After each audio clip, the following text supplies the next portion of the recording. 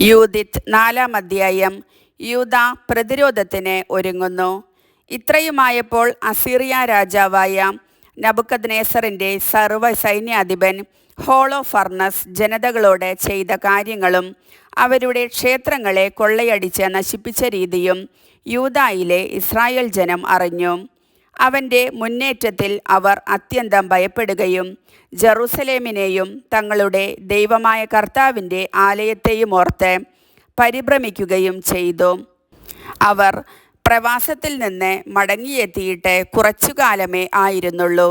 യൂദാജനം വീണ്ടും ഒന്നുചേരുകയും അശുദ്ധമാക്കപ്പെട്ട വിശുദ്ധ പാത്രങ്ങൾ, ബലിപീഠം, ദേവാലയം എന്നിവ ശുദ്ധീകരിക്കുകയും ചെയ്തിട്ട് ഏറെക്കാലം ആയില്ല. അതിനാൽ അവർ സമരിയായിലെ ഓരോ പ്രവിശ്യയിലേക്കും കോന, ബെത്ഹോറോൺ, ബൽമായിൻ, ജെറീക്കോ, കോബ, അയസോറ, സാലേം താഴ്വര എന്നിവിടങ്ങളിലേക്കും ദൂതന്മാരെ അയച്ചു. അവർ മലമുകളിലെ ഗ്രാമങ്ങൾ കൈയടക്കി സുരക്ഷിതമാക്കി.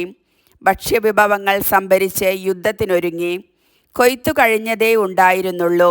അക്കാലത്ത് ജെറുസലേമിൽ ആയിരുന്ന പ്രധാന പുരോഹിതൻ യോവാക്കിം ബത്തൂലിയായിലും ദോദാനു സമീപമുള്ള സമതലത്തിൻ്റെ എതിർവശത്ത് എസ്ദ്രായേലോണിന് അഭിമുഖമായി സ്ഥിതി ചെയ്യുന്ന ബത്തോമെസ്തായിമിലും വസിച്ചിരുന്ന ജനങ്ങൾക്ക് മലമ്പാതകളിൽ നിലയുറപ്പിക്കാൻ ആവശ്യപ്പെട്ടുകൊണ്ട് എഴുതി.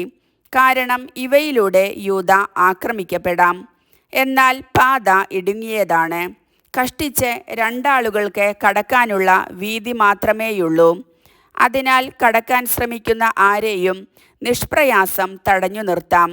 അങ്ങനെ പ്രധാന പുരോഹിതനായ യോവാക്കിമും ജെറുസലേമിൽ സമ്മേളിച്ച ഇസ്രായേൽ ജനത്തിൻ്റെ പ്രതിനിധി സഭയും പുറപ്പെടുവിച്ച കൽപ്പന അനുസരിച്ച് ഇസ്രായേൽ ജനം പ്രവർത്തിച്ചു.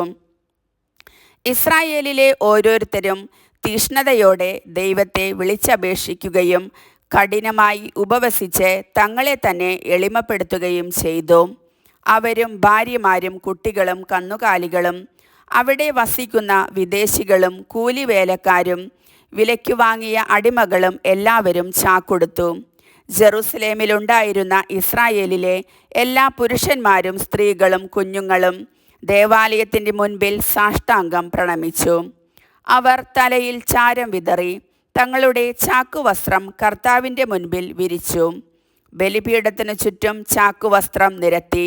തങ്ങളുടെ കുഞ്ഞുങ്ങളെ അവർക്കിരയാക്കരുതെന്നും ഭാര്യമാരെ അവരുടെ കവർച്ച മുതലാക്കരുതെന്നും അവകാശമായി തങ്ങൾക്ക് ലഭിച്ച നഗരങ്ങൾ നശിപ്പിക്കപ്പെടരുതെന്നും വിജാതീയരുടെ നീച സന്തോഷങ്ങൾക്കായി തങ്ങളുടെ വിശുദ്ധ സ്ഥലം അശുദ്ധമാക്കാൻ ഇടയാക്കരുതെന്നും അവർ ഏകസ്വരത്തിൽ ഇസ്രായേലിൻ്റെ ദൈവത്തോട് കേണപേക്ഷിച്ചു.